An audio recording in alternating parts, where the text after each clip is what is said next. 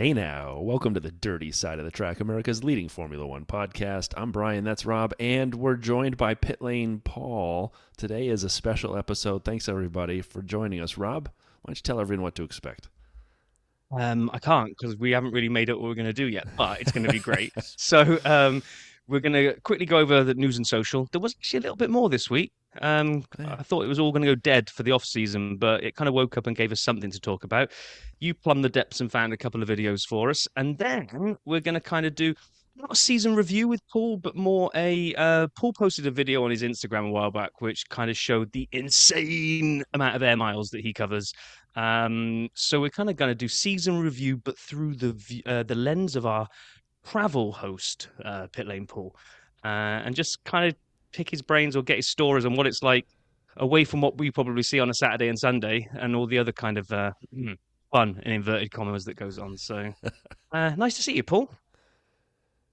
Oh, he's on mute. Look at that. I know. No, I was so enjoying the conversation. I thought I'd let you guys go on for a while, but no, it's good to be on. I'm fully Christmassy. It's quite cold here in the UK. I know where you guys are from. It's probably quite cold as well. Probably a lot colder than here, but yeah, I mean it's quite cold in the UK for most of the year, to be fair. So yeah, you know. I do like. I am envious of your flashing Christmas tree lights in the background there. Um, mine broke. I took them out of the box this year. I was convinced I put them away properly last year. Plugged them in, nothing. So now the tree's just got static white lights, which is still Christmassy, but it's not like what you've got going on. Yeah, well, I tend to. It's a shame I can't go outside because, like, National Lampoon's Christmas Vacation is the greatest Christmas movie ever. And my house is very similar to Clark W. Griswold's house. Awesome. So it's there's quite a lot going on outside. Like when I turn them on, but like I have such weird OCD that even the cable clips have got to be in the same position across the house. And I've actually done my house to next doors because I'm in a semi-detached place, so it looks pretty good. It's quite good fun, but yeah. So me and you are the polar opposite then, because mine looked like my wife. She came back and she said, "Oh my gosh, it looks like you just randomly threw a couple of lights in the bush just so that we had something outside to illuminate the front of the house." I was like, It looks like that because that's exactly what happened. We've got this old inflatable Santa that keeps falling over, and I can't be bothered to stand him up anymore. So he just looks like, if we get lucky, he'll stand up all night. Otherwise, he falls over and looks like he's had one too many brandies. But yeah. I will say Clark W. Griswold is a great reference. I may have a Chicago Blackhawks 00 Griswold jersey that I can wear occasionally, or sweater as they would be called in hockey.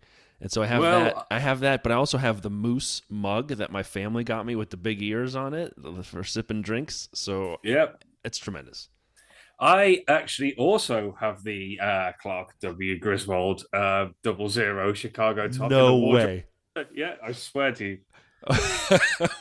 If we'd known, we should have coordinated. We should have, yeah. Oh man.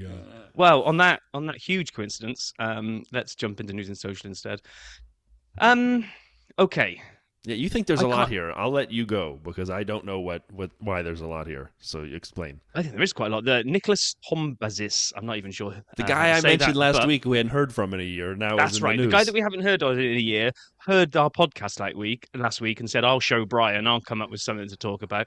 And he's gone in depth into where things are heading in 2026 in terms of car size, what they're going to do with DRS, what they're going to do with aerodynamics, and what they're going to do with battery power. So, number one, the cars are going to be shorter. The wheelbase is going to be trimmed down. They're going to be narrower. By 10 and they're going centimeters. to go down to, I think, at least it's a step in the right direction. Everyone keeps going on about these cars are like barges trying to get around the corners. And they're making them smaller. They're going to be 50. I think they're going to reduce the weight limit by 50 to about 50 kilos. That's which I bigger. think is quite a lot, right? Yeah, that's a bigger deal. I think the size is a bigger deal as well. They almost need to do 3-point turns in some of the corners in Monaco. 10 centimeters. You're not 10 centimeters. You're not taking like this. The tires fit a little better. I mean, 10 centimeters in terms of width is nothing.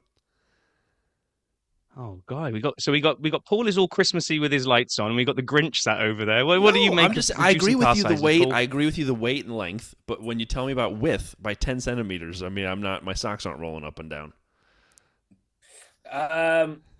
Yeah, I have to go Grinch here. No, I mean it is good. Making the car smaller is good, but 10 centimeters, I mean, it ain't going to give you that. I think the shorter wheelbase, the shorter length is going to be a lot better because then you'll get, the whole rule of if you're alongside or not alongside, all of that comes into play. But, you know, like most people, I'm not too excited by 10 centimeters. I'm going to move on from that statement. So DRS, I think me and Nicholas could be kind of brothers from another mother here because I don't think he likes DRS. He's basically said what we don't want to have is cars basically driving past each other on the straight. We want cars arriving close to each other in the braking point and it being a fight rather than the drivers just driving straight past. So they've said there will be something equivalent to the current DRS in 2026. But the form the mechanism will take, whether it be an additional change of aerodynamic component or whether it be part of energy to the engine or blah, blah, blah, blah, blah, blah, basically, could have just said, we don't know what we're going to do yet. So they're looking to change DRS. They don't like the same thing I don't like. They don't like the whole just wee straight past on the straight. They're going to try to do something to bring these cars to basically fight each other in the braking zone, which I think is what we all want. Yeah. I mean, Rob, I got to give you credit here because when you first got on your soapbox a year ago, I was sort of I didn't like DRS trains, but I was fine with DRS enough. I agree with you. If people are whizzing past on the straight, just every lap back and forth because they have DRS, it's boring. But we have talked about the use of DRS, and I'm a bigger fan than you. And when Molly was on, I had the idea, and she kind of clarified it and made it better for me. But it was sort of like a certain amount of time, same like a number of pushes of DRS that you get or some strategic deployment. It's not push to pass. We're not saying like IndyCar has where they juice the batteries and you get the extra horsepower. I'm talking more like use of the aero. But I agree. I think this would be great. And you nailed it, though. Like you said, DRS should set cars up for a battle in a corner or the subsequent corners. And you've always said that. And that's the smartest thing I think you've ever said. It's a time of giving. What do you make of DRS, Paul? You see it much more close up than we do. I like it. I think it is good, but the only reason I like it and I think it's good is because it does generate overtakes. I am the issue you have for me, DRS trains. I think I might have mentioned on a couple of episodes that I don't necessarily like them. But the problem you have is that's always going to happen. So I like the limited amount of pushes you could have. I would also like to see this overtake mode or whatever other teams call it, whereas you have if you're under threat for DRS, you can deploy your battery to counter the speed of the DRS, which for me that I think that's more a problem. Or you just have X amount of those and get rid of DRS. So there's argument both sides, but I do agree it's pretty boring when it's just a straight line overtake corner. I want to see people go more into corners myself. Yeah, agree. And the last thing he touched on was the 2026 cars are going to be much bigger batteries and less energy coming from the internal combustion engine, which makes me a little sad because doesn't Formula E exist to push the boundaries of electric cars? So I'm not quite sure why Formula One has to go there. But anyway, there was this big kind of horror story that was being put out by everybody saying, "Oh, with the cars, the lengths of the straights, they're not going to have some of the tracks won't have enough energy recovery in them. So what you're going to see is cars won't even be hitting top speed because they'll be lifting and coasting to try to kind of generate battery recovery on the straights." He's come out. He hasn't said why it's a load of rubbish, but he said that's a load of rubbish. Those statements were basically made too early. They think the way they're making the car smaller with the active aero and low drag and blah blah blah, lots of tech stuff I don't really understand. The net result will be they still will be able to go hammer and tong, but they'll still always also be able to charge these new batteries as much as they need to. Okay, Paul. Bigger batteries in F1. Should they be bringing that into F1, or should they just be letting Formula E push electric cars forward? The issue you're going to have is Formula One have committed so much to being carbon neutral by 2030, so they have to start moving in the direction of one way or the other. Now, I think it's pretty obvious biofuels are going to be the thing. Biofuels will come in, and that will be what will save engines, if you like. But until that technology is really there, until that's being developed, they have to start moving in an area where they can start to pretend it's almost a sustainable sport, which we all know it isn't. I can promise you that now. And I think that could be the thing. I agree with you. We don't want batteries dominating races. But on the flip side, I go back to what I said before about the DRS. If you can have a limited amount of presses from a battery or a limited amount of deployments, that could be positive. So we'll wait and see. Like everything, these changes get mentioned, what actually passes and what don't. But I agree. I don't want it to be Formula E, but I think the sport is under a lot of pressure to start being a little bit more, let's say, green. I will ignore the 30 trucks and the massive generators powering all the circuits. But as long as it looks, as long as you're green, Yeah, I mean, you're right, actually. Go on, Brian. I was going to say, we could totally green up the rest of the sport and leave the cars as they are. I mean, I'm guessing you could probably have higher savings there and keep the entertainment value super high on track and have some savings come in other areas in terms of carbon and other things. But yeah, when we're shipping containers and cars around to all parts of the globe, and now finally 24 has a little bit more rhyme to the reason.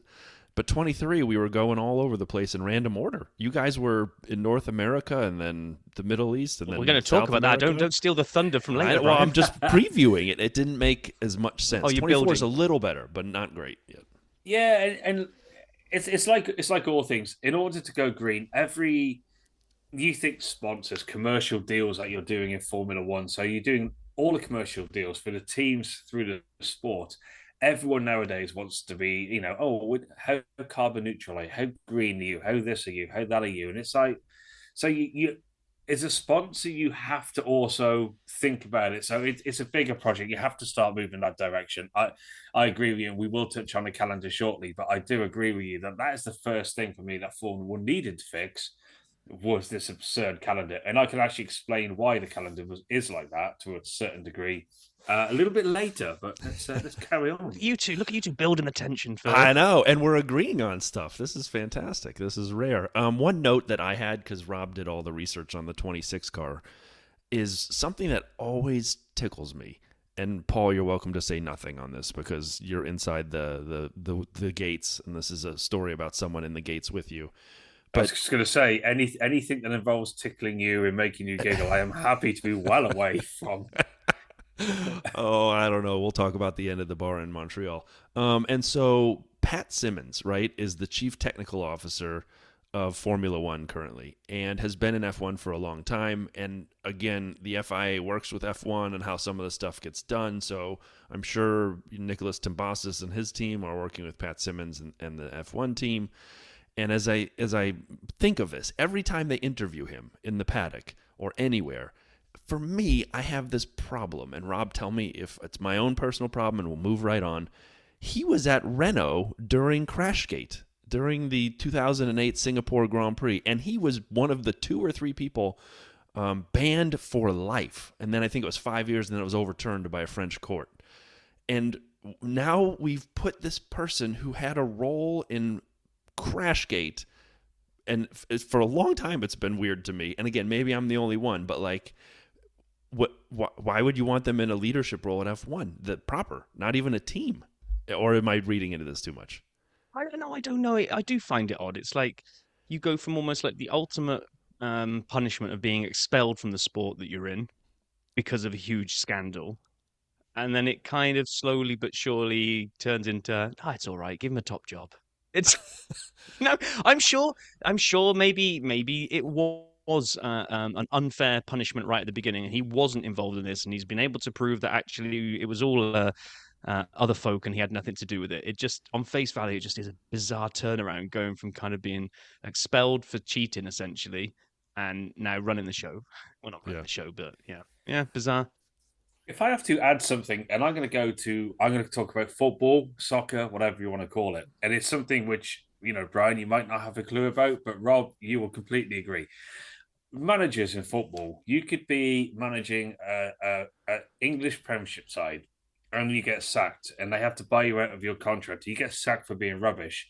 And in 2 weeks, you'll have a job given to you by another top Premiership club. And then you do that, and then you get sacked because you got that one wrong, or you've been rubbish, or so on and so forth, or cheating, whatever. And then you get sacked, and then another team takes you on. So I think it's a sport thing, really, where once you're a name in sport, I mean, there's no doubting his credentials. He's a very, very, very good guy. I do agree when you've got someone who was involved in that cheating scandal, and the fact that even Flavio is just welcomed into F1 races as much as he is with open arms, and for me the same. I don't have an opinion on it. If I'm being honest, I'm quite sure that's not the only time a team has, let's say, suggested to a driver to cause an incident. We could probably, yeah, we could bum, probably. bum. No. I mean, if you look back, I mean, we just talk driver instance. Nico in Monaco, Schumacher in Monaco. Is it cheating or is it clever? Valtteri in Austria a few years ago, and he was pole position, and he went off at the top of the hill. He went onto the grass, and he had, there's so many times during these things where you just think, well, actually, is that just clever play? Is it cheating? Look, there's no denying the Benetton one was cheating, but was it clever? Yeah, it was. I'm sorry, but it was clever, and that anyway. Rant over. Let's carry on. Okay, now we got a couple of sound bites. It seems like the drivers and the team principals all have to do a little media circus before they can go home and enjoy the holidays. So, and a lot of them feel like, what else do you expect them to say? Sound bites. So I'm not going to spend too long on this. Science says that the new 24 car already feels different to drive in the simulator. Followed immediately by a line that says, "But we won't know for sure until we put the car on track." Okay, so that's a nothing burger. We've just said that we're going to give some hope to the Tifosi by the simulator feels better. One of the engineers turned the resistance up one click on the steering wheel of the simulator. He has no idea. And it's so different. I mean, it means nothing. And then Horner has obviously been paid. Well, obviously, this is just my speculation, has been paid to try to pump some hype in for next season that it won't be a Red Bull dominated car season. So he's come out and said, I doubt this season that we've just had will be repeated in my lifetime. The others are all just going to get closer to us now. We all hope that's going to be true. But again, kind of a bit of a nothing burger to go and say that a record breaking, never seen before season might not happen again. Shock horror. And then the last one is Perez. Being asked if he thought that he could make a title charge next year. He said, well, I finished second this year, and my main interest is to do one better. I'm aware of the challenge. Really, Sherlock? And we're going to take this winter to get ready to start next season on a high, and next year we will have an opportunity. To be honest, I felt like this year I was not totally at one with the car. Obvious statement, sponsored by Checo Perez. I mean, what do you want him to say though? Like, no, I'm really happy getting my ass kicked by Max all the time, exactly. And if I can finish second, that's the best I can do. I mean, he's not going to say that. It drives me insane. Yeah, sorry, Rob. It drives me insane that I saw this come up on my news feed. It was like Perez targets the title in 24. Well, surely every driver targets the title in 24. Otherwise, why would you be there? Exactly. Like, it's not a news headline. We have I'm just going to go on about Horner quickly. We have a TV show in the UK called A League of Their Own. It's sort of a comedy sports quiz. It's quite entertaining, and he was a guest. He was a guest on there, and they asked him about the infamous Abu Dhabi thing. Now, whether it was said tongue in cheek or whatever, but his response was, "Oh, well, Mercedes left the river south to dry, and all he had to do was box him, and so on and so forth." So. I just sometimes listen to things which Christian Horner says and just be like, nah, great guy, good guy, no doubt in what he's done with that team. But yeah, anything that comes out of Red Bull, they're going to do exactly the same next year. There's no team who are going to push massive boundaries next year with the car, purely because we're going to have regulation change. I would say you're going to have a very similar year to what you had this year. I don't be honest, I could be wrong. Carlos coming out and saying the 24 car's already better. Obviously, every car is going to be better than the car before because that's what they do. And I agree with you, Rob. It's just like, don't put a microphone in my face again. I'll just say what you want to hear. And it's sort of like... I was going to ask you this, right? Because obviously you work very, very closely with Valtteri in these types of situations. So do you get like the press come up, and don't mention previous podcasts that you might have been on, but do you get people coming up and asking questions where you're just like, oh, Jesus wept. What? Oh my gosh. What? Why? Please go away. But I mean, they've got a job to do, but surely they can come up with asking some better than this drivel that's just going to get obvious statement time. Well, I think this goes back to when you guys did the interview with Jacques. I know we spoke about it, and it's sort of like, and I'm not blowing smoke on you guys, but when these guys get asked the same questions all the time, and we can have the same media thing, and a media question this time of year will be, how did you think the season went? Well, okay, what do you plan and hope for next year? And it's sort of like, why you ask these? I mean, yeah, we want to win. Move on. Yeah, we want to win. It's sort of like, it's so obvious what the answers are going to be, and like, it's sort of like, for me, it feels like a forced question. You're right; they've got to do a job. They've got to keep it in the news, but just what you want to achieve next year. Yeah, well, want to win. Like, I could tell them that. I'd love one of the drivers, like, I don't know, like Hulkenberg, to kind of just go, I'm kind of looking forward to pootling around in the 17th, to be honest, picking up a big paycheck and living a great life. Well, I'll tell you an inside scoop, and I know I shouldn't tell you this, but I'm going to, because he's a good man. But we had a driver, a very lovely driver called Rubens Barrichello, who drove for us back when we were BAR Honda. And we had a car launch in our factory in Brackley. And so we did a few days testing, bit of a shakedown with the car, and we knew the car was really bad. So we knew the car was pretty bad. So then we do this run through of the car launch, and the questions are going to be asked. And she said, "Oh, Rubens, you drove the car today at Silverstone. What are your first impressions?" And his answer, obviously, this wasn't on the show. It was just the talk through. He just looked at her and went, "Oh, the car's absolutely bleeping." S bleep. And I was just sort of like, we just like Nick Fry was stood there, a face of thunder. Oh, it was so funny. And then when it come to the actual show, we obviously going to be like, oh yeah, the car feels good. We're really excited. Really, they know if the car sucks. Like, they're all involved. So, but yeah, little scoop for you there. That's amazing. Oh, that's right. Amazing. Last couple of things. Yeah, speaking of amazing things, there haven't been many changes since the end of 23 to 24, right? We talked about this on the pod. The teams, in terms of drivers, are all the same. We still haven't seen the new Alpha Tauri name because the FIA launched the F1 entry list, and it's Scuderia Alpha Tauri RB. RB, I can only assume, stands for roast beef.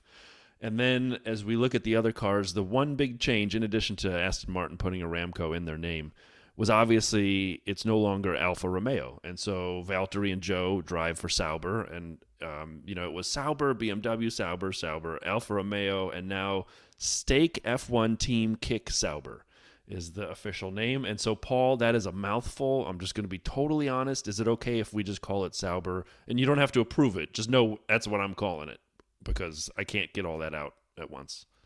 Well, we knew about this in Abu Dhabi. And when they actually told us, I won't lie, I lost it laughing. I mean, I've got to be correct to say, oh yeah, it's fine, it's a great name, but I think it's one of those things. When you say kick sober, like the opportunity to follow that with everything that you're going to follow it with throughout the year, and I'm like, oh god, why have we done this? But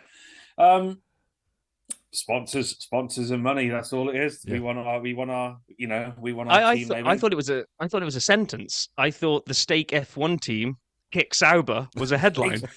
Stake F1 team kick Sauber up the exactly. You know what I mean? There's so go on. I guarantee the commentary team are just going to call it Sauber, mainly because when they get into trouble, Stake aren't allowed to appear in a couple of countries, are they? Because of the gambling rules. So I guess in there they'll just be Kick Sauber for the weekend. In other places they'll be Stake, and I think everyone will just call them Sauber all year because it'll just be easier. In the same way that we just call Haas, we don't call them MoneyGram Haas every time we mention them. So yeah, exactly. I mean, and no one's going to call Aston Martin Aramco, whatever they're called. We don't. No one says Mercedes AMG Petronas. It's just sponsors. They like having their name. They like having their name on things, and they pay the money. So fair play. But yeah, well, exactly. And before it's a big old name. It's a big old name. If you want to, say that. It is. That was a big change. And before we go to the next story here, Just a question. Do you know, was the dirty side offer considered? Because I know we'd put in an offer to sponsor the team. Now, it wasn't a lot of money, and there was a lot of equity in the podcast in it. Was that the problem? Do you know what? Do you have any insights into why Sauber said no thanks to the dirty side offer? I think you're on there. You're on there. You're on the underside of the floor. Oh. Let me look at the. Oh, there it is. I see it right there. There's a sticker. Yeah, we should slap a sticker on it. Take the sticker game that the all the constructors are playing to the next level. Is try and infiltrate the pits and get someone to put a dirty side sticker on the car. We just like get sued out of existence, I guess. But it'd be fun for the 5 minutes it lasted. Anyway, last news and story, which isn't really news, or actually it might not be the last one. I think Brian might have put another one in, but very quick story that gives you the brilliant polarization of social media. Lewis Hamilton picked up his third place trophy, and then quickly out on Twitter was a Twitter user called Nihad Salona said, "Hey, I was at the prize giving and Lewis Hamilton gave me his trophy and I've gone home with it." And Twitter just went into meltdown. And it was either Lewis Hamilton fanboys saying he was an absolute hero, sticking it to the FIA and just giving his trophy away to a nobody. The other side that don't like Lewis was, he's a spoiled brat. Oh my God, he should be, that's pride of place just because he finished third. Oh, cry Lulu, cry Lulu. Turns out, all a massive misunderstanding, which, by the way, is brilliant. This guy has basically crashed the stage. I mean, what he's doing wandering around backstage, I don't know. Lewis thinks that he goes up to Lewis and says, "Can I take your trophy?" He thinks he's the dude that he normally leaves trophies with that arrange for them to be shipped back to the Mercedes HQ and goes, "Yeah, sure." This dude also takes a selfie with Max's F1 title trophy, which reminded me of that Salt Bay idiot that did it at the World Cup with Messi. And this guy had to, This guy then had to come back out onto Twitter and kind of put a statement out to say that he was apologising. It wasn't that Lewis had left it and he didn't steal it. And just, I know it's a nothing story, but it just is that view of pro and anti-Lewis just came out in their masses. Not enough going on in the off season is what that is. And so then, speaking of off seasons, time to review things. And one question I have for both of you is the Crypto.com F1 Overtake of the Year of 23 was named, and it was Charles on Checo in Vegas towards the end of the race when Charles got that spot. I have a question. Do you guys agree or disagree with that? Because I actually have a different Overtake of the Year, but it's... I don't remember. You don't overtakes. Care? Oh, no, I don't remember them. I couldn't even tell you what this overtake looked like. I guess one car went past the other. Yeah. So for me, I'll just say this then. Maybe you guys don't care, but to me... The one was less of a single overtake and more of a battle, and it was the race before that. It was in Brazil, and it was Fernando and Checo, and when Fernando got him at the end, that was the overtake that mattered the most to me, and I thought was the most exciting battle of the year. The back and forth over the last 3 laps or 4 laps in Interlagos between Fernando and Checo. So for me, I think this was a fine overtake, but they gave a battle. They didn't give the war, and the war was that one. And so that was just my opinion. I guess I'm alone on that.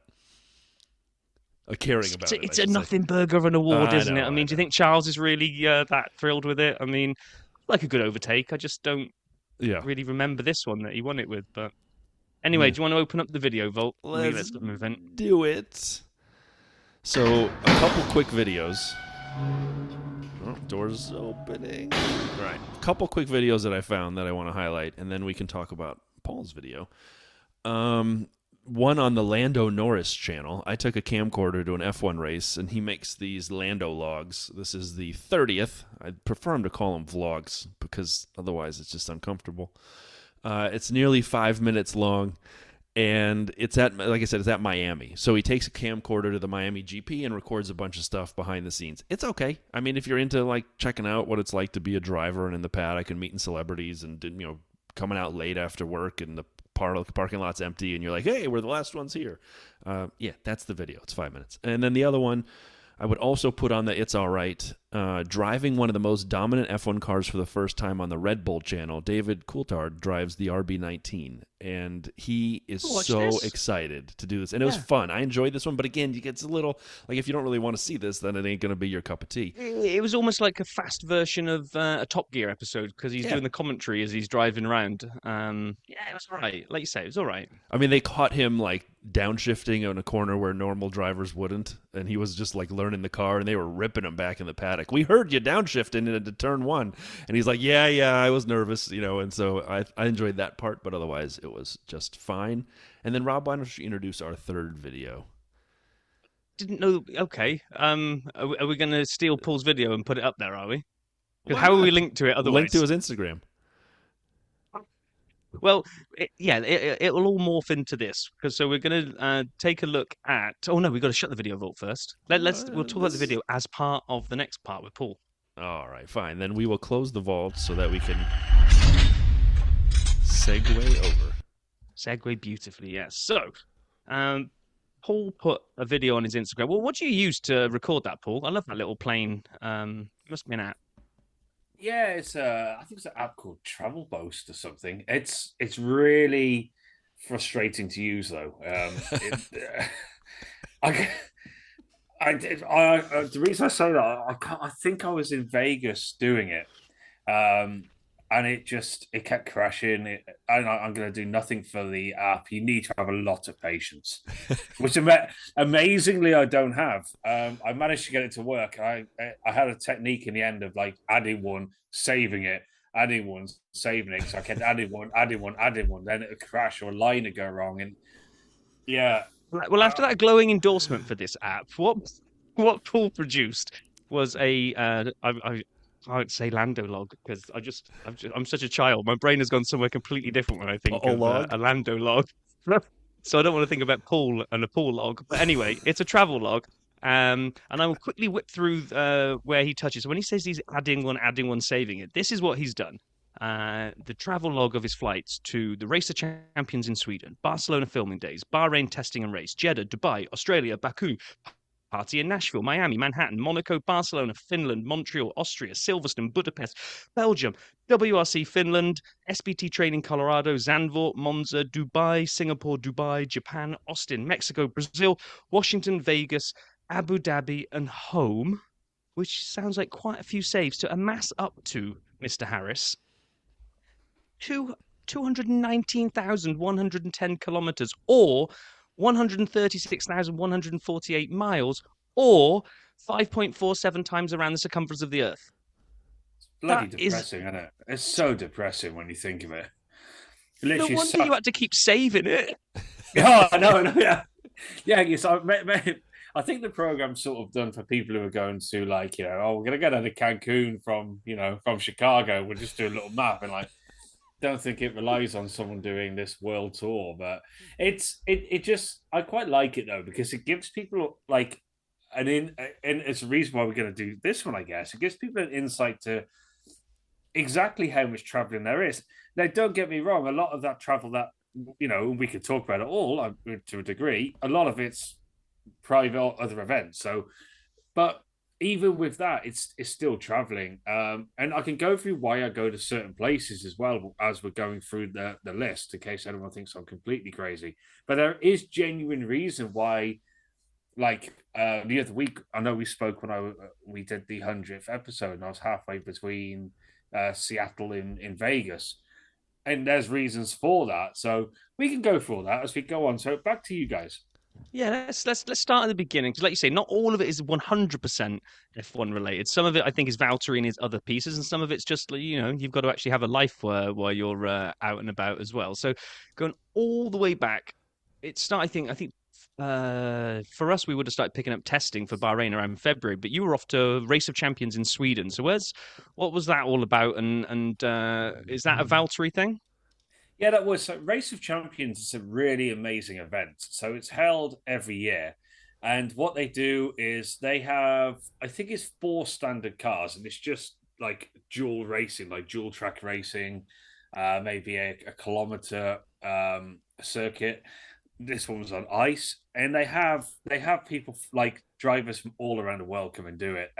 It's a really big event. So like this year we had Seb Vettel was with us, Mick Schumacher from Formula One with Valtteri,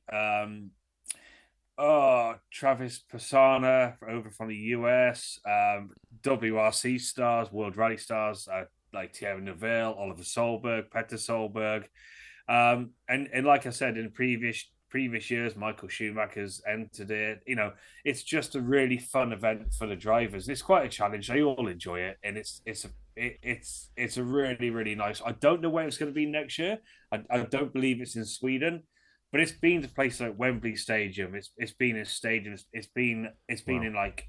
Oh, it's insane. You should honestly, it's something you should look for. Is just Google Race of Champions and just watch some of the footage because it's excellent. It is such an excellent event to see drivers of different categories all racing the same cars. It's really good fun.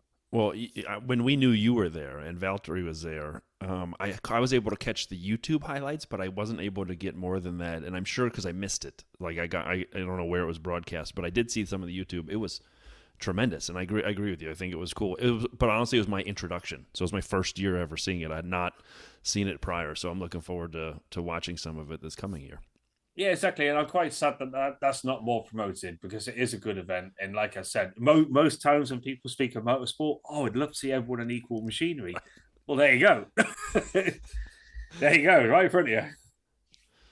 And then I'm just looking at this because and this was like a month or so before the season started. Barcelona filming days. Is this all media stuff for the team? Have you guys got a truck over to Barcelona and just kind of do some nice smiles with the car and all this kind of stuff?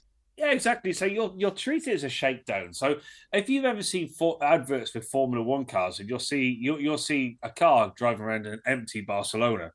That's literally what their filming day is. So you'll do a shakedown in the morning, and you'll run the car because shakedowns you're only allowed. I think it's 100 kilometers. That's all you're allowed for a day, which is help me out here. A circuit's 5K. Let's say it's 15, 20 laps of a circuit realistically. And then the rest of the time you can use for marketing and filming. Now, don't get me wrong, you can't run the car at decent speed because you've got a Honda Civic behind with a camera attached to the top trying to catch you out. So it genuinely isn't a shakedown. But yeah, when you see those adverts on the TV or you see these ones in the cars driving around an empty circuit, that's literally all they are. That's what those filming days are. So you'll go on track with a camera car, and you'll get all your footage for your sponsors, so on and so forth.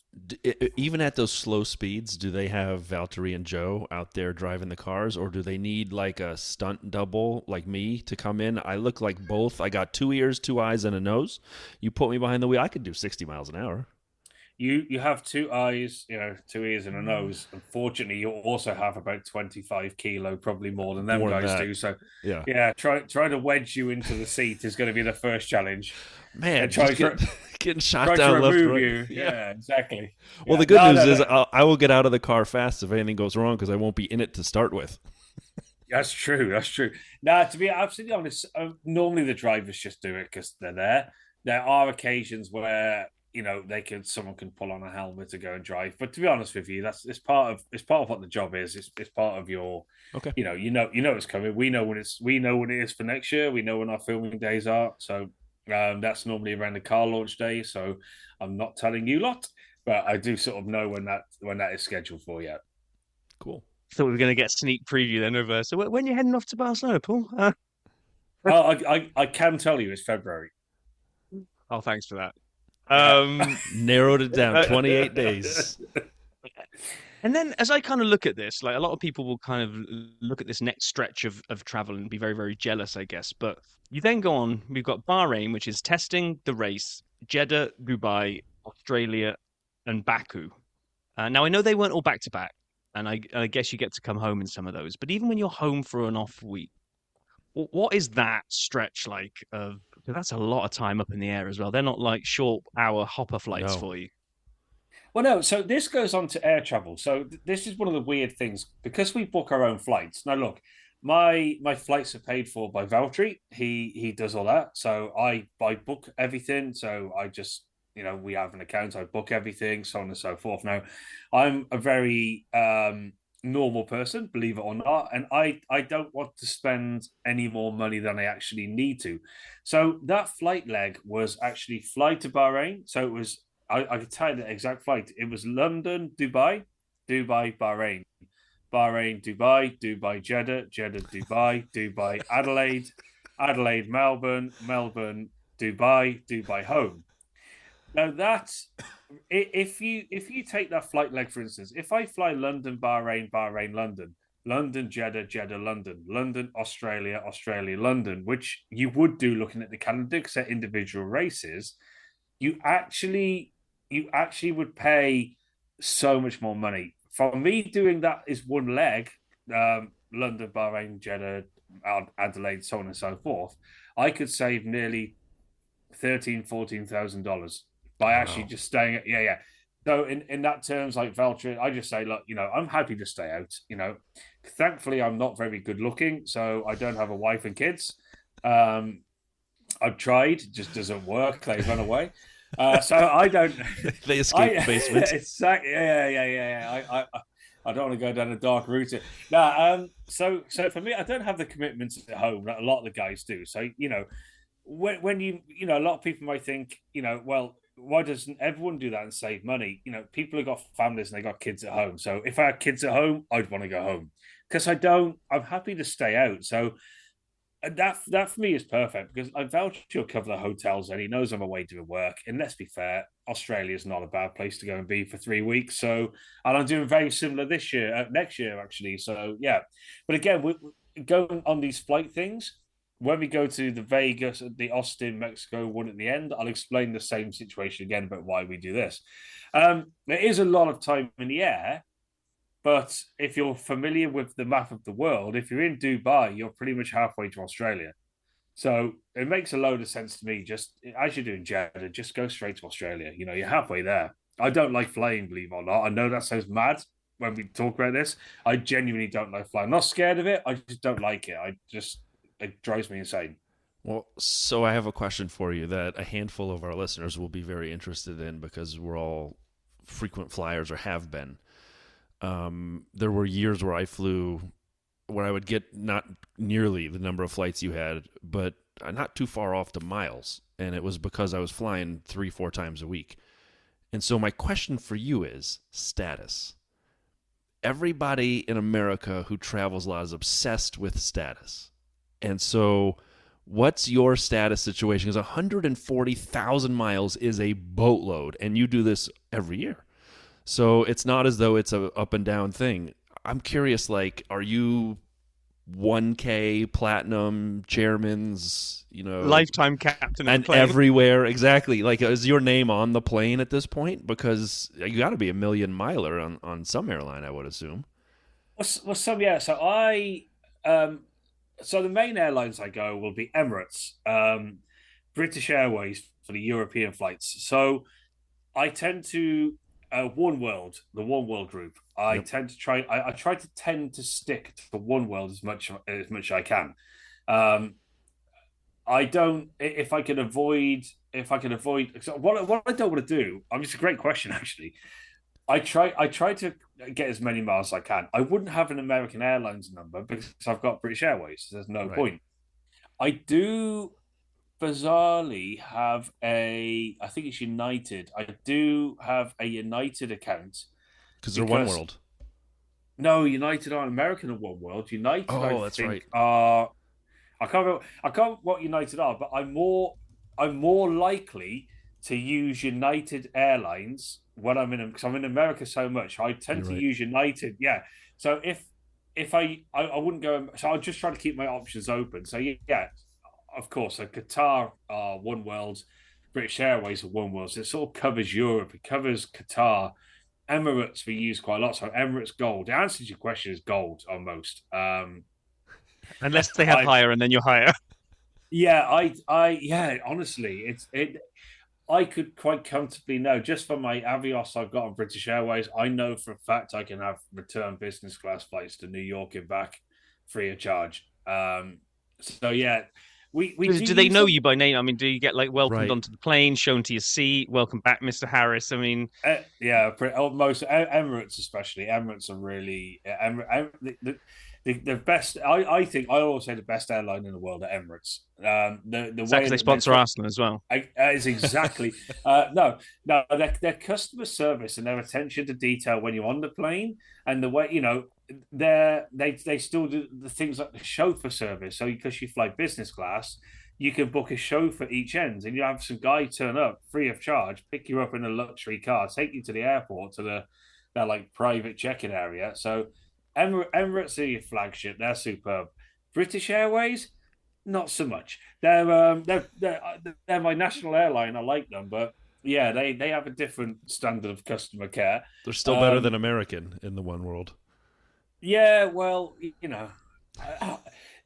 with America, the flights, and again, we go on to this a little bit later as well. The internal flights in America, they're always really gnarly. I don't, I, the trouble is with you guys over there is you don't appreciate how big your country is. If I'm flying 3 hours to go to Finland, I want to lie down seat. I want to sleep. Yeah, it's right. You have to bear in mind that in Europe, it's so right. Yeah, our average flight time to get to a race in Europe is an hour and a half. And like we're traveling all around Europe to the European races, we're an hour and a half, and we're sat on the old 3x3 seats, and we're like, oh god, I can't wait to get off this. Like 4 hours, you're like, I want a maid wafting a feather over me as I sleep, but like. You guys, you just sort of like, oh, yeah, that's fine. No, I hate it. I hate it. When I lived in New York, I was flying to California a lot. It's 6 hours or 5.5 hours, depending which way you go. And like you said, you're in a 3x3 and sitting upright in the lock position for 5.5 hours. By the end, I just want to get out of that tube. I just want to get off the plane. It's been so uncomfortable. And segueing and talking of getting off the plane. All right. I was going to say I did screw up United Star Alliance. That's what I was thinking of. It's okay. I'm sure they'll let you off. Don't as worry. a traveler, my cred just dropped. Oh my gosh. But back to you, Rob. Segue us out Let's here. try and get this back to Formula One to some kind of degree. So, right. Okay, so we kind of got the travel lens here. Out of the Bahrain, Jeddah, Dubai, Australia, and Baku, if we kind of look at that kind of leg, which one's the worst for as you get off the plane, come out of the airport, boom, now you've actually got to get to the track? Which one of those do you look at and go, oh my God, the plane was just the start of things? Or are they all like that? Yeah, I mean, we normally tend, Jeddah. I'm not going to come straight out of it. I was trying to be a little bit okay with it. I think Jeddah, it's so busy. I think that's the thing. The roads are busy. Like the driving standard is bizarre there, and it's just. I mean, Bahrain's really bad for driving, but we're used to it. Jeddah is just. We stay about 8 kilometers from the airport, and it could be an hour and a half journey, and it just drives you insane. So there's certain races like Melbourne when we can go through the Bahrain, you land there, but we stay in a lovely place not far from the circuit. So you're in the car for an hour, so you're fine. You're at peace with the journey. You know the airport's really efficient. Everything's good. Dubai's a really good airport. It's really easy. Not that you do much there. But you go to Jeddah and it's just hard. It's just like you can't. I don't know if I mentioned in the episode when we did it, you can't get a beer in Jeddah. We're playing the greatest hits of pit lane. Where the real reason comes out. Yeah, exactly. So you can't even think, oh, at least I can have a beer when I get to the hotel. So like, I think Jeddah just drains you anyway. It's a wonderful place, and don't ever be put off by Saudi Arabia. Don't ever be put off by the media perception of Saudi Arabia. It's a lovely place, and the people are brilliant there. But yeah, that's the one for me. If I look at that leg there, Baku's just brilliant. Azerbaijan is the hidden gem of Formula One. I think I've said this before. Yeah. If anyone wants to go to Baku. Go to Baku. It is fantastic, and it's so good. It's so cheap. No one goes because everyone thinks it's bad, and it's one of the best. So I actually really enjoy Baku. I would say this: my friend Paul, who lives here near me now, and I and a bunch of other guys were out not long ago, and towards the end of the evening, the conversation came around. He's like, "We should go to a race." And I'm like, all right, well, I don't know if I'm allowed to go to a race without my co-host. I'm not really sure how that works. But that aside, we started talking about where we'd want to go if we did. And Baku was the one that came up highest on our list of if we didn't want to stick inside the U.S. or North America, I should say. And so that was really high on the list. And then I started looking into flights from America, and it's like a 7 connection situation. No. You're for back. Sorry, I'm going straight in. It's my job. I deal with right. Frankfurt. Go to Frankfurt. Go to Dubai. Go to Istanbul. And people just think like they look at Baku and think it's impossible to get to. It's not possible to get to. That's a stupid thing to say, but they say it's hard to get to. from America, I'm pretty sure you have flights daily, maybe 3 or 4 that will go to Frankfurt, Yes. Istanbul, and Dubai. And from there, it's just a short flight over, 2 hour flight over. Okay, from Frankfurt a little bit more, but I mean, and then you get to go to those great places. Well, Frankfurt's an amazing city. And again, something I like to do when I'm traveling is if I've got to do a connection somewhere, I'm more than happy to look at a place I want to go to, and if there's an easy connection to go somewhere. So again, we're traveling to races, and even for you guys, don't think of Baku as a final destination either. There's so many options, and it's so easy to get to. Well, my final destination is 6 feet under, so I'm not waiting for that anytime soon. Exactly. Wow. Oh man. Oh my gosh. Okay. Where did you go next? But leading up to, we'll hold Montreal. So then we go Miami. Actually, we party in Nashville. So you obviously you come out early and decided to go party in Nashville. Head to the Miami for the race. Up to Manhattan for a bit more partying, and then if Manhattan wasn't glitzy enough, you then head on over to Monaco, Barcelona, and then Finland for the gravel piece. Let's kind of look at that one because that nicely breaks so we can come up to Montreal then. So it seems like a lot of partying on this leg, Paul. We've got Nashville and Manhattan where you just live in the high life. Yeah, well, it goes back to what I said. With F1, as soon as the travel companies know that F1 is in town, they hike prices. You'll be amazed at the price difference when. And I think when you guys are planning Montreal last year, I think I was trying to send you some dates early, like try and get in now before it's sort of made public. And so with Miami, a return flight to Miami is a ridiculous amount of money for what we do, and they're so limited because you got to bear in mind that I mean I might be wrong here. I could be so far away, so apologies. I think maybe 80% of people will probably come from the UK for races. So any flights to and from London are through the roof. So for me to fly to Nashville for a few days, it goes back to what I just said. If I could find a connection that I want to go to, make it work for me, brilliant. So a flight to Nashville, then Nashville, Miami, Miami to New York, New York home. Again, I could save $8,000 by doing that. Which, yeah, it's amazing. So for me, that's really good to go. So partying is a massive part of it, Rob. So we're going to touch on the party side of it. You have to enjoy yourself. You have to. If you just go to the racetrack, if you just go racetrack, hotel, airport, home, this job would be really depressing. And it goes back to saying, if you don't mind traveling, if you don't mind being away, you have the best platform you possibly can to go to different places. Nashville, I've always wanted to go to Nashville. I'm not going to have a chance. I don't know if you guys have been to Nashville. I don't. Many times. Yeah, it's absolutely amazing. And I've heard about it. Well, let's go there. Let's go to Nashville and let's have a look at it. We all know I've got my love of New York. I've got a few trips planned in for next year there as well, which is quite good. So, yeah, big party in Nashville. That was a hard couple of days, that was. And Miami, it's not my favorite race. But the problem in Miami is this year, we stayed in a better location. There was a nice bar over the road that we partied in.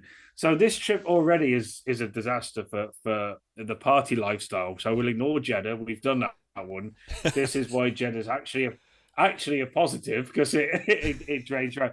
But no, of course they're pretty intense and over.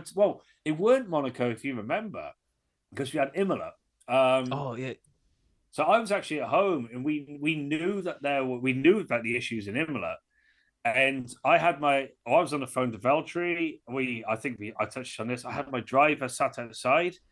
I was just said to him, just give me 15 minutes because I don't think we're going. So yeah, we managed to avoid Imola and, I hope everyone's cool down there. It was pretty messy. But yeah, then straight into Monaco, which Monaco is hard work, guys. Like socially, it's hard work. Like I moan it. I'm one of these people who moan at Monaco. Oh, I don't like it in the race, or I don't like it. Monaco is fantastic. It's a mental strength test of how you can preserve your body for maybe 5-6 days of your life and get it through the race because everyone's up for the same thing. It's I sound negative on Monaco, but it is good. So yeah, that leg's pretty intense. And then you say I was in Finland. Oh, I was in Finland for the bike racing. For the bikes, that's for the gravel thing, yeah. Where you didn't you do some riding there as well? Yeah, I did actually. Yeah, so we did this. So Valtteri does the. He's big into his gravel racing. It was actually launch of his event. So the event that we do in Colorado in August, which is coming up, it's the European version of that one, which Valtteri has founded with Tiffany. The bike routes in Latte, Finland, are absolutely stunning. It's a stunning country. Anyway, again, if anyone gets the chance, this is going to sound like a travel brochure by the end of this, but again, Finland is just the most beautiful country in the world. It's so amazing there. Like, and as America is, which we can go on to later on, but when you're lucky enough to be able to travel, and not everyone is, so I appreciate that. Yeah, get out and do it. But yeah, the bike racing was good fun. It's hard work. There's a bit of training for it. It was longer than I'd ridden, but yeah, the bike racing was pretty intense, to be honest with you. It was entertaining.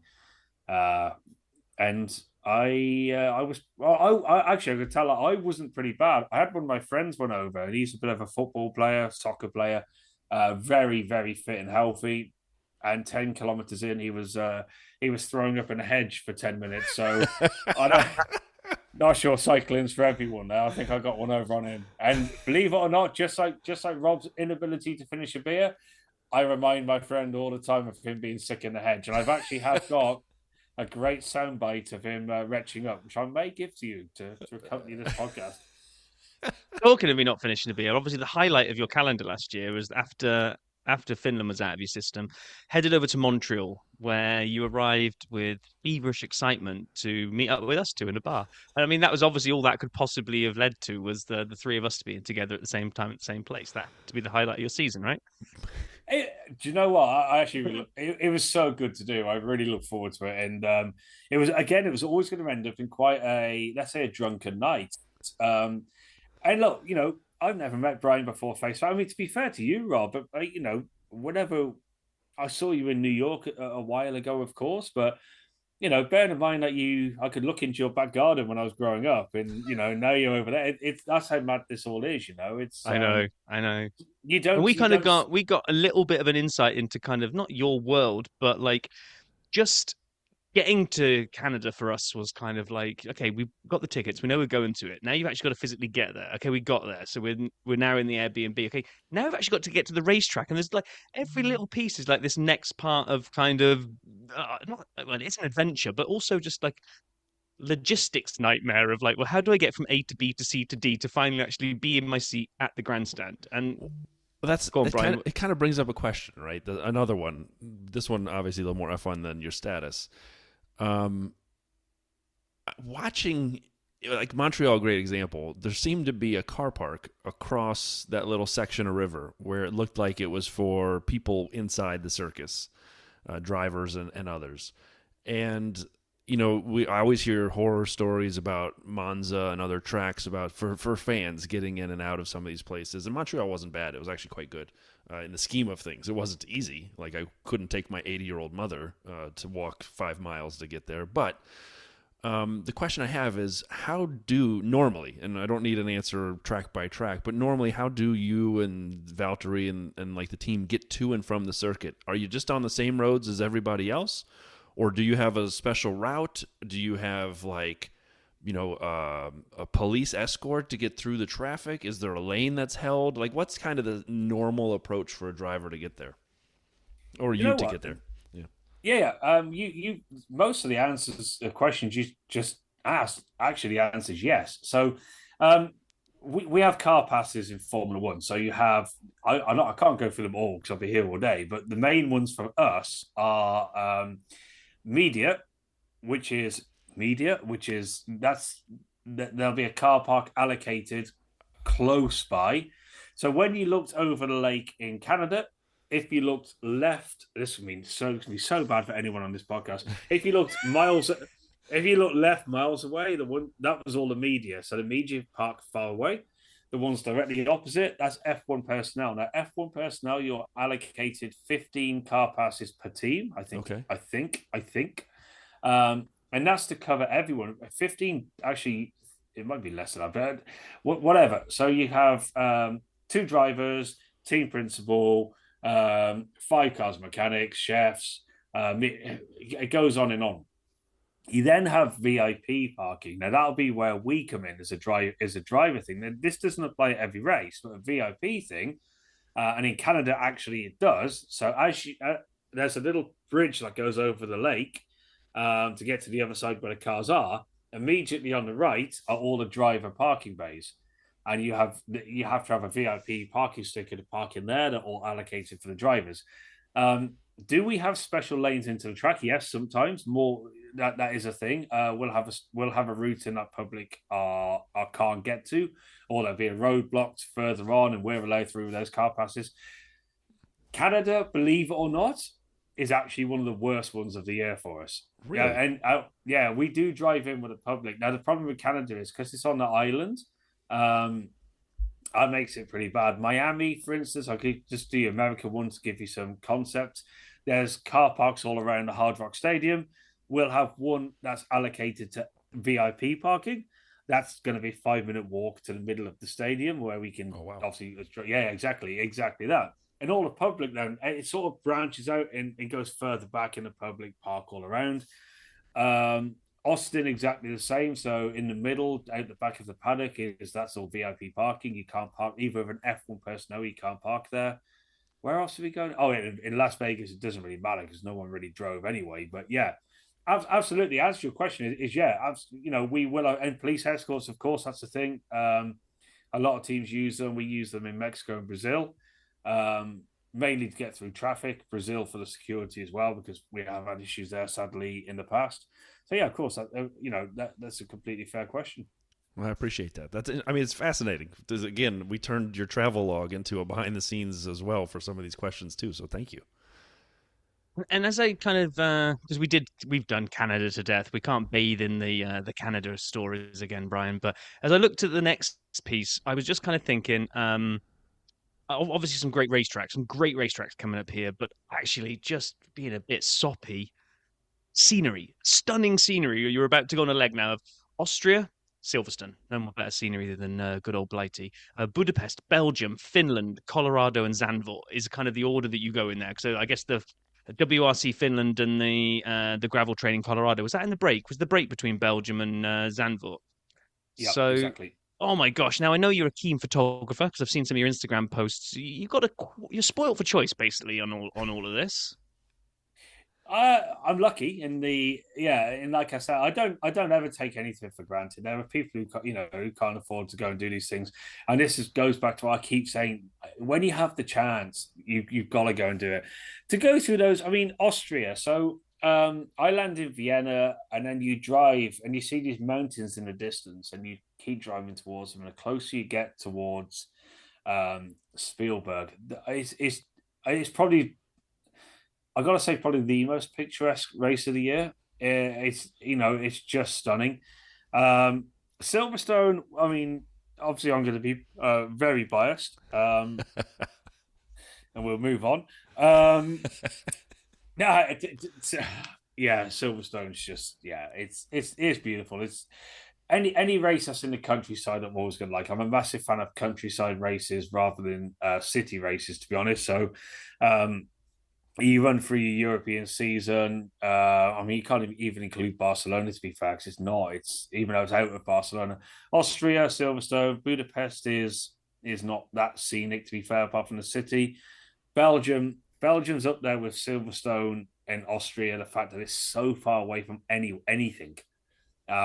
I love those. I love those races. I think they're the ones that you just sort of like, yeah. And you've got to camp. But everyone says, you can't park. You got to go down and camp. It's part of the experience of going to these races. We're lucky enough to stay in like 4-star luxury hotels with hot tubs in and maids bringing you drinks and and you have a race where it's lashing down with rain. You see people camping. You do and they're your proper fans. They're proper Formula One fans. And when they go on about dropping races like Belgium, Silverstone, Austria, no, they're the races where your proper diehard fans go to, and they're the ones that you definitely want to keep on the calendar because. Agreed.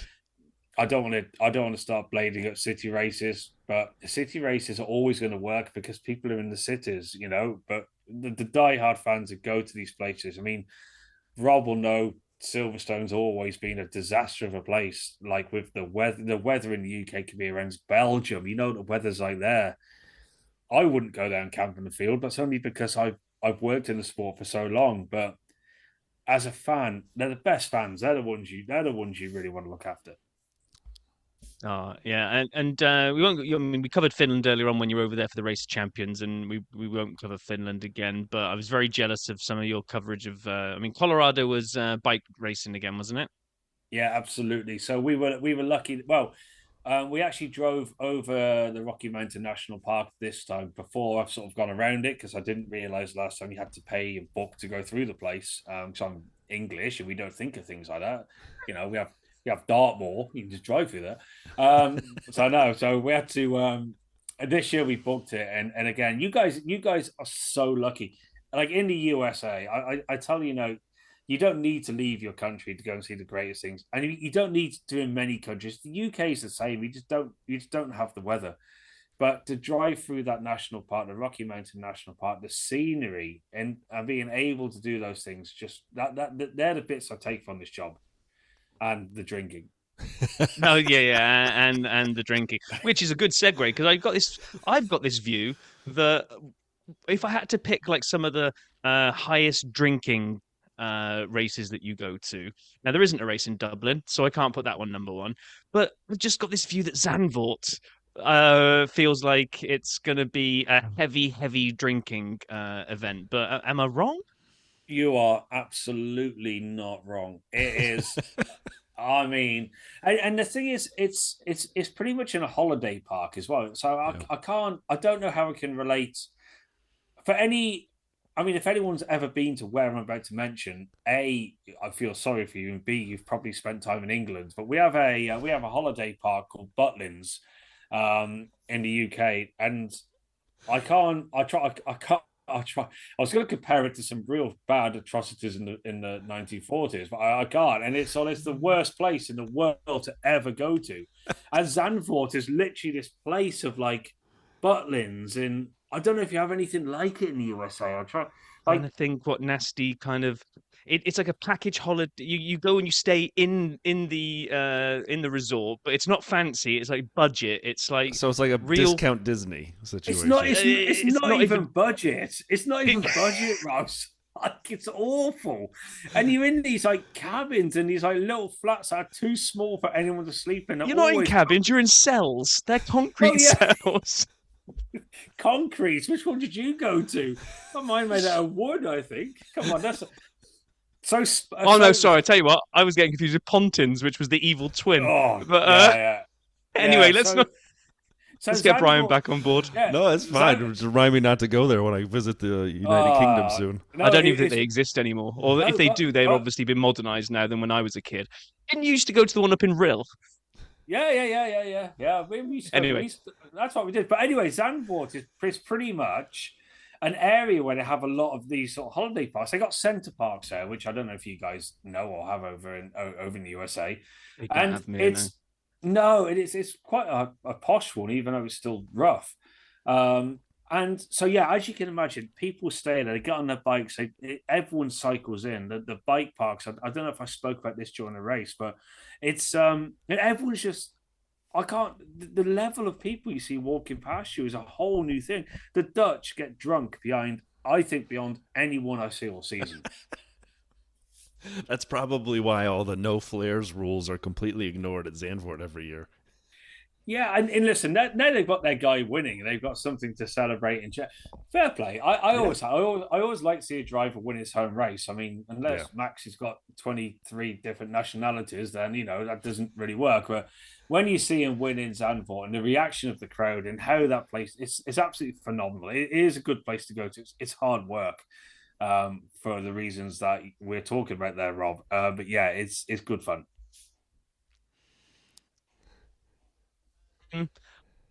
Monza. I've got a quick Mm. question on this one. Temple of Speed.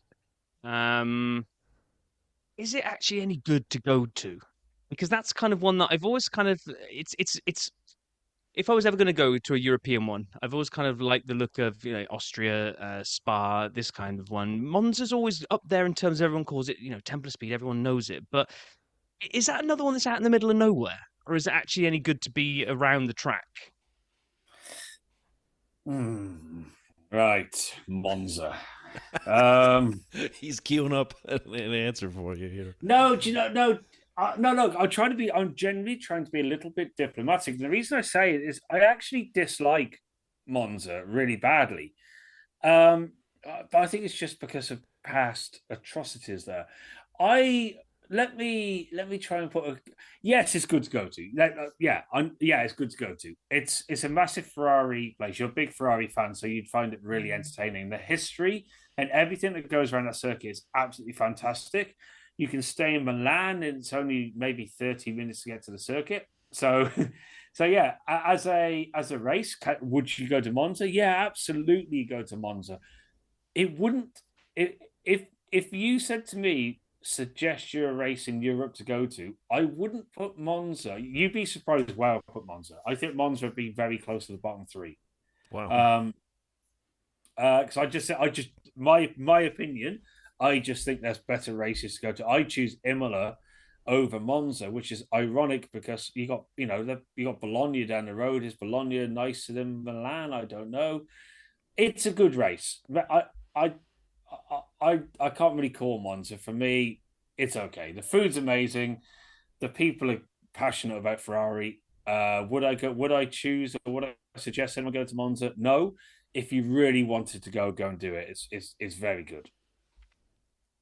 That sounds a really weird, yes and no. A ringing endorsement of a track you'd put in your bottom three. I'm very confused.com right now. No, exactly. That's what I mean. It sounds like that's listening back to what I just said. It's quite a weird answer, but yeah, that's why we love your views on these things, Paul. That's why That's why you're have a special place in our heart with your race reviews, because as well as the race reviews, we get these little crazy insights into everything. I did have some crazy insights for a lot of the races you've said, and I haven't actually said any yet. But here's one for Mr. Statman in the corner. Did you know that Monza is actually the shortest race time in Formula One over the season? I didn't know that. I was looking at weird facts and I looked at Monza. I did not, but if you'd asked me about it and we thought about it, I might have gotten there, just simply because of the distances are all relatively the same. And so the laps vary by distances, and it's one of the fastest laps on the calendar, one of the fastest average top speeds. So I guess 75 minutes, they reckon, is the average race time. Wow. I know. I did not know that. That's a great stat. Yeah, well, thank you. Yeah. Anyway. What other little tidbits have we missed out on on some of these earlier races that you've been? If you've been statting up, we don't want to miss out on anything.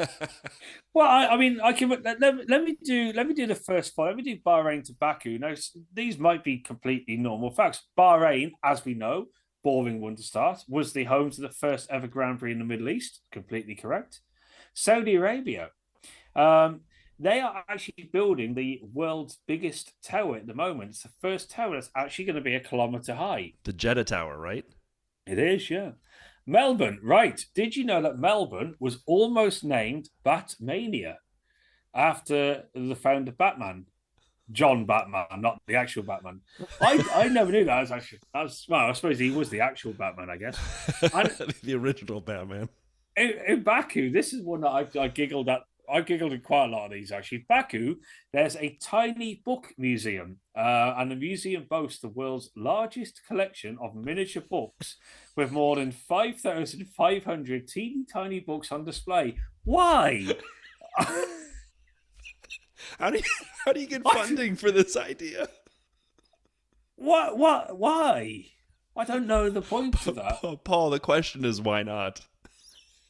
Oh, true. Yeah, true. Yeah, that's anyway.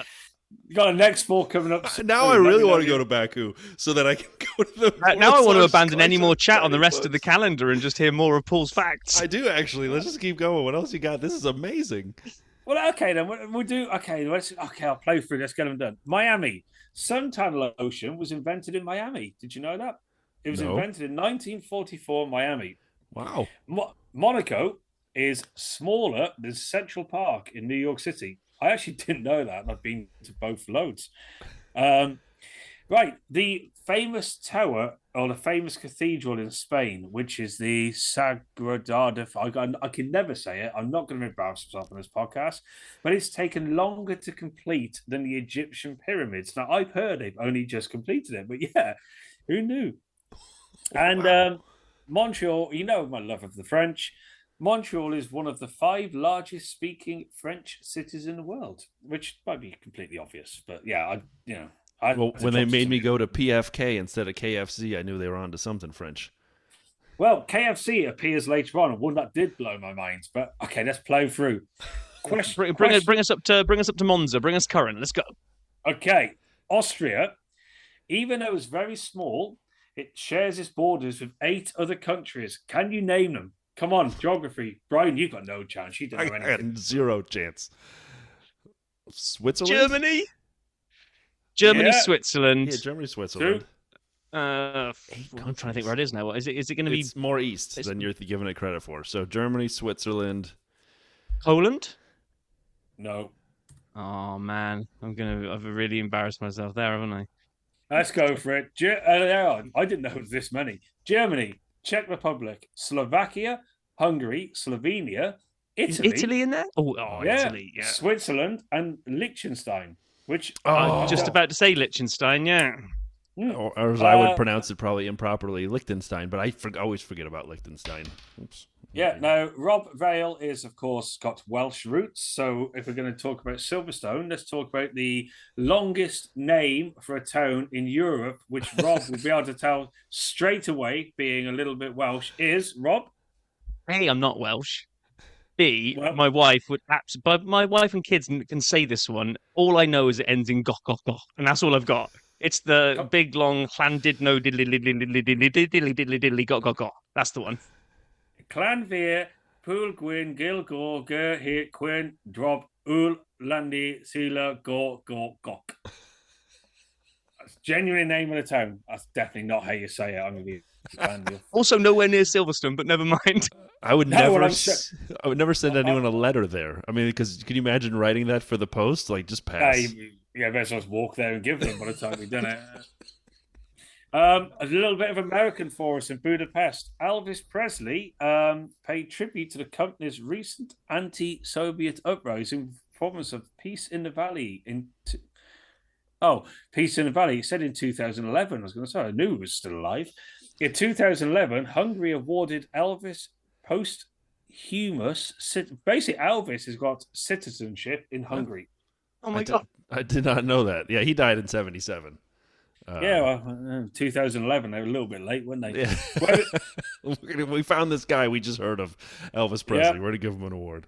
In Belgium, there's 3 languages. They are Flemish, French, and Dutch. Dutch, yeah. Let's go for that. Flemish isn't one. Oh, come on. Dutch, maybe that's Dutch a colloquial one then. I was right with French Dutch. And Dutch, right? Yeah, there's one more. That's why I said 3. German? Yes, well done. Nice call. Yeah. Apparently Flemish is just a mistake or whatever. Finland, hobby horsing. Do you know hobby horsing? When you've got a horse's head with a stick, that is a proper awarded sport there. They have big festivals for hobby horsing. Hence Veltra's calendar, in case we have to do any links. Holland, half the country is 1 meter above sea level, and half the country is 1 meter lower than sea level. Interesting there. And Monza, we know that one's 75 minutes for the race time. Onwards we go. Onwards we go to the let's bring it home now. We've got like about 8 of them, but it's your Far East leg, which is what, Dubai, Singapore, Japan. No, Qatar. It was Qatar, Singapore, Japan, right? No. And then we came over and had Austin, Mexico, Brazil, Vegas, Abu Dhabi. The Far East leg, it gave us Singapore, which was just amazing, which I think everybody unanimously says was the best race of the season, and not being anti-Max just because we actually had a battle for the win. But which one's your favourite on the Far East tour?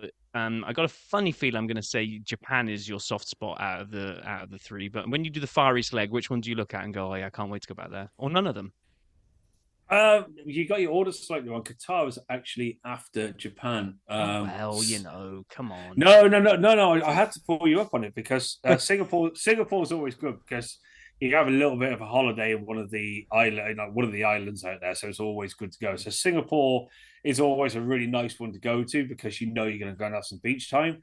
Japan, everyone loves Japan. But again, like 4 or 5 days there, you start to go a little bit crazy. Qatar was okay. Qatar's just it's sort of it sounds really rude. Qatar for me is like an inconvenience in that last leg of the races. It's one that's a little bit out of place. I know for 24 they put it right at the end of the year, which yep. I think's a lot better. And obviously the Qatar, we had the heat and the humidity. It was really bad. Yeah. Probably answer to your question. I'm always going to say Austin because I love Austin that much. I really enjoy Austin. I really enjoy the city. I really enjoy everything that goes with it. So I'd actually have to go. Austin is the one I look forward to at the end the most. Mexico City is great. It's a good place, fun. Brazil, the steakhouses, the churrascarias are brilliant. So we're in a really good run towards the end of the year. Once you go to Singapore, it feels like you're sort of done for the year. Even though there's 8 races left at that stage, you do genuinely think that you're nearly at the end of the season. So Singapore, you look forward to for the beach holidays. Japan's great. Qatar's okay. Out that bunch, Austin, you are just waiting for Austin to come along. So this coming year, 24, Austin. So I went bowling Thursday night. My friend AJ, who does not listen to the pod or doesn't follow F1, he drove me home. And he went to University of Texas, Austin, and he's from Texas. And I have a lot of friends who went to UT Austin. Mark, who listens, Mark, if you're still listening, the shout out. This year, they made the race the same weekend as the Texas-Georgia football game, which will be one of the bigger college football games of the year. Now, it's obviously Saturday.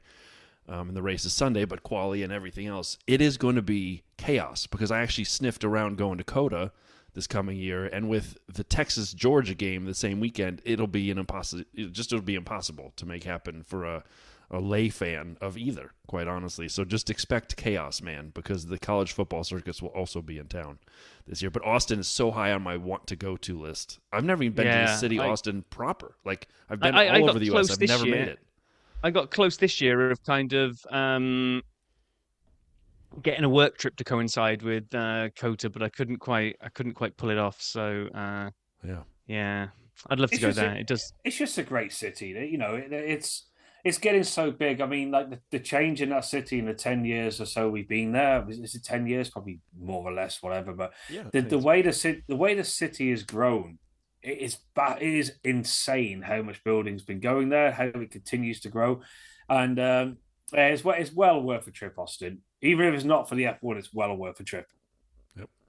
And as we look at that calendar, how it kind of did, we had the Far East, and then, like you say, you had Austin, Mexico, Brazil, Vegas, and Abu Dhabi. If I equate this, and this isn't going to work at all, but I'm going to stick with the analogy. So when I ran the London Marathon, miles 14 to 22 were just pain. And little voices going, please stop doing this. Please stop walking. Just walk. Just give up. Just stop. And then when I got to about 22, and I think I eventually start being able to see Big Ben in the distance, and you can feel that it's the end, something comes out somewhere, and suddenly you can push on through, and then you finish. Where on the end of that calendar do you feel like the end is in sight? Is it not until you're in Abu Dhabi? It's like, it's final race of the season. Is it Austin? When do you start thinking we are nearly there and the end? Because your tone was very different through some of your reviews. And if we really listen to, was it Abu Dhabi when you were just like, I'm done. You were spent. But is there a point where you kind of go, we're almost done. I'm ready to go home? Traditionally, it's Singapore. And the reason I say that is because you go from air freight to race trucks, and then you get rid of the race trucks in Monza, and then you load everything in the air freight and you go to Singapore. So Singapore, bizarrely, is one where you think, yeah, right, that's cool. We're literally just got these ones to go to, and then we're done. I'm going to go back to my travel in the way that I do my traveling. So we did Singapore, Japan. We stayed out in between, done Qatar on its own.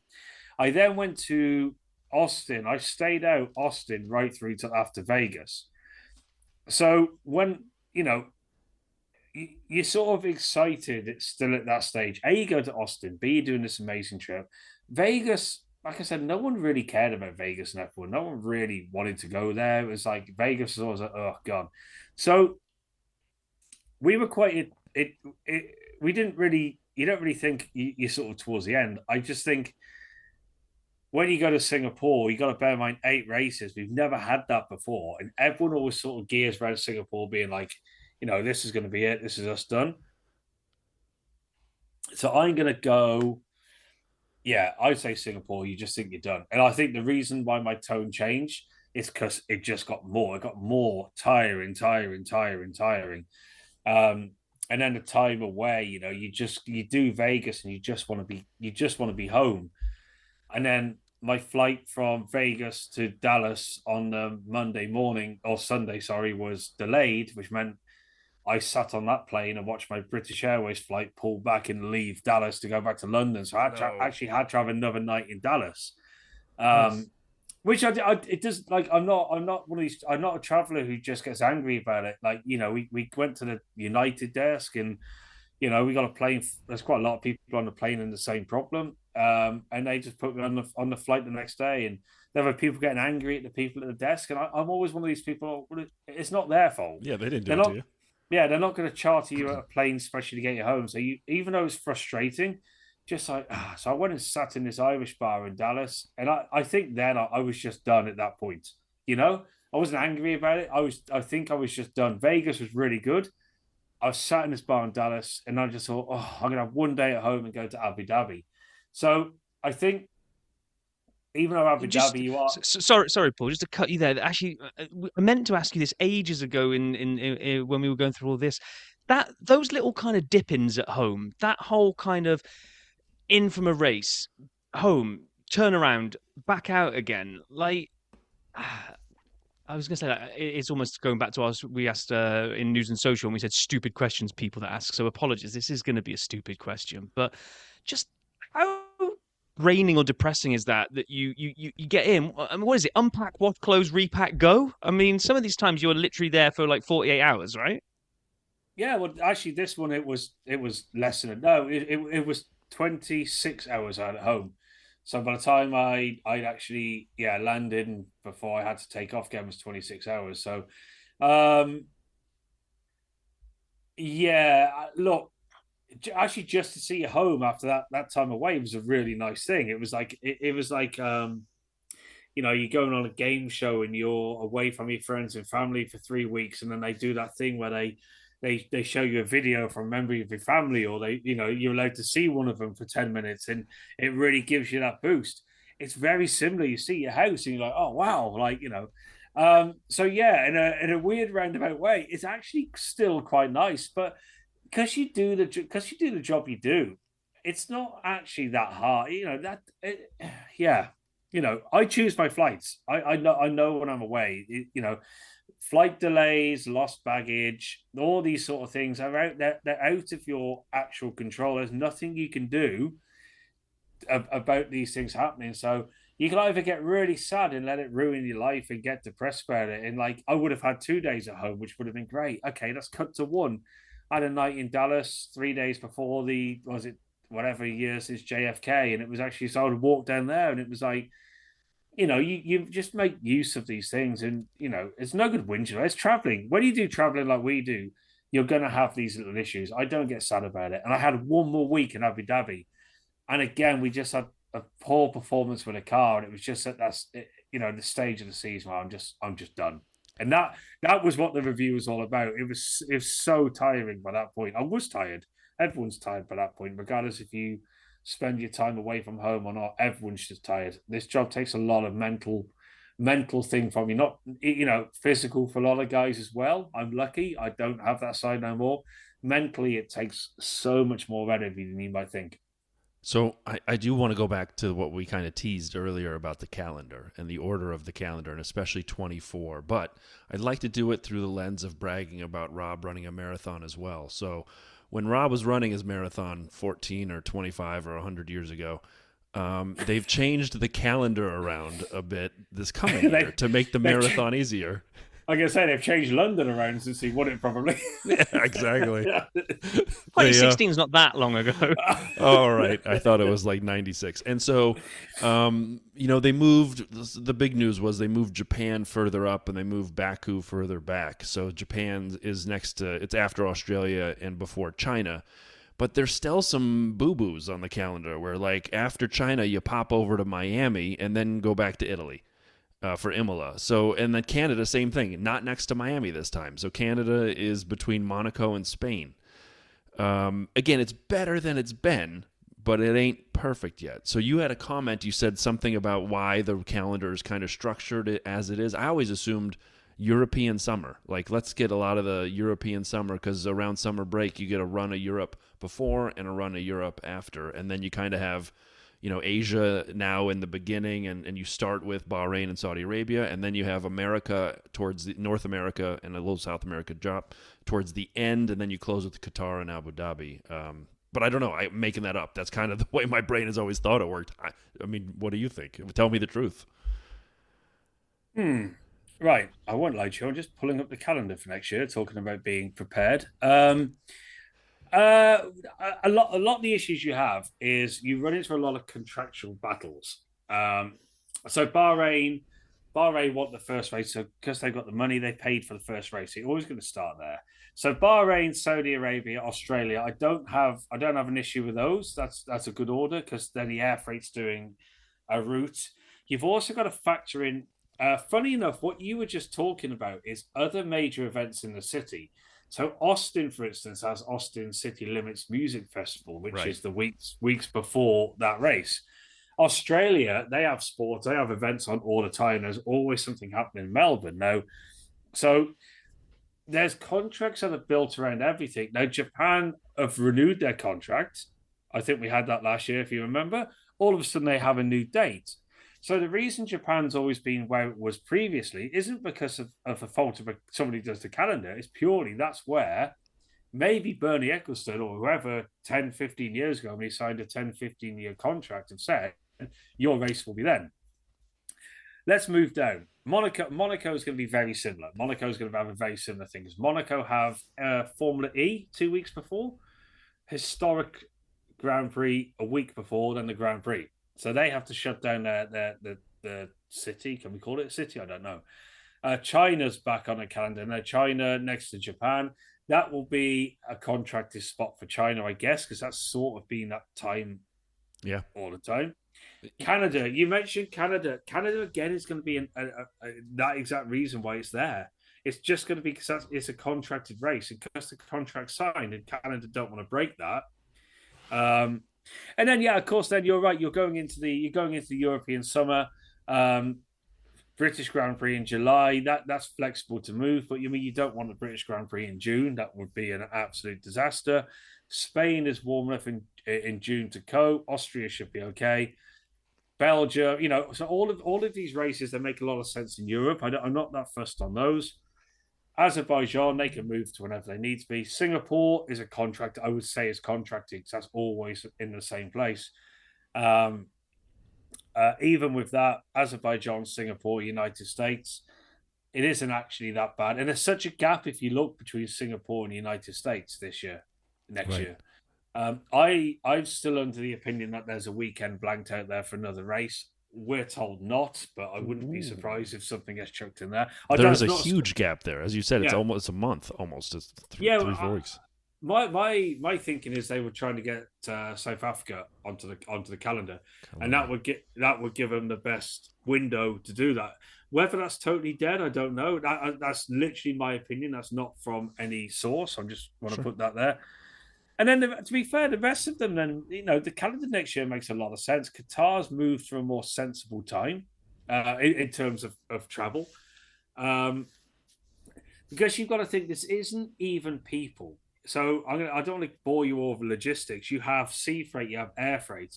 As much as you can cut down on what that's doing, for instance, your life will be a lot better. So the United States sea freight will road freight up to Vegas and then cover that. So there's all these things as well where you're on about carbon emissions earlier on being all boring and Greta Thunberg to the world, but they have to think of these things in order to prove that F1's a sustainable thing.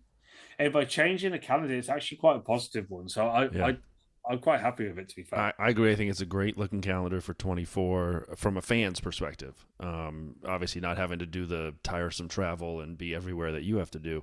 And I think it would make Rob's marathon easier. So I'm happy you're going to get to the 22nd mile. If they could have restructured London so the last few miles would be downhill, so I could have just rolled, that would have been even better.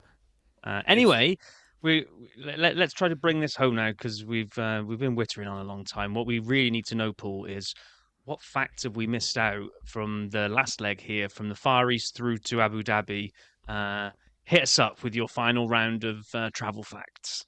Okay, you've just got to wait for Japan. I'm actually gonna leave Japan till last, because this one blew my mind. This is all yours, fella. Singapore. Since 1905, Singapore has changed its time zone 6 times. Love that fact. Why? I love that. That's a great. That is so perfect. Qatar, I was struggling on, but I did find out that Qatar has a close connection to purple shellfish dye. Okay, that was bizarre. Austin was originally named Waterloo. That was after ABBA. Mexico City was conquered by the United States in 1847. I didn't realize you lot did that, to be fair, but okay. Didn't know we did that either. I thought it was just the British that went over the places and conquered everything. So we can't be bothered to go that far. Yeah, exactly. Brazil. The city, Brazil. The city has the only gymnasium exclusively used for sumo sport outside of Japan. Wow. Yep. That's Sao Paulo, not Brazil City. Sao Paulo, the city. But yeah. So if you had to choose a place to hang out, would it be in front of the sumo gym or the Museum of Tiny Books? I mean, if you're asking a male if he'd rather sit outside a gym full of overweight people with nappies on or tiny books, obviously we're going to choose the nappies. So we go straight just for there. the comedic event. Yeah, okay, yeah. I've never seen sumo. I'd love to see it. Vegas. Going back to Qatar, I tried to link some of these. Consumption of shellfish in Vegas is over £60,000 per day. That's higher than the rest of the United States combined. That's a lot of crabs in Vegas. No, hang on. Well, you lot went there. You lot went the dirty side. You know, that's why you called it. Abu Dhabi refers to the father of the gazelle in Arabic. The story suggests, when I say suggests, I'm going to say the story is that Abu Dhabi was founded after a young antelope found fresh water, which was followed by a wandering tribe. So that's your historical fact. And now for the killer, the end one, Japan. It is traditional on Christmas Eve that your meal is a KFC. Really? Yes! I can't believe we both brought KFC up in this episode, and yours is in a fact, which is amazing. The traditional Christmas Eve meal in Japan is KFC. Yeah. I love it.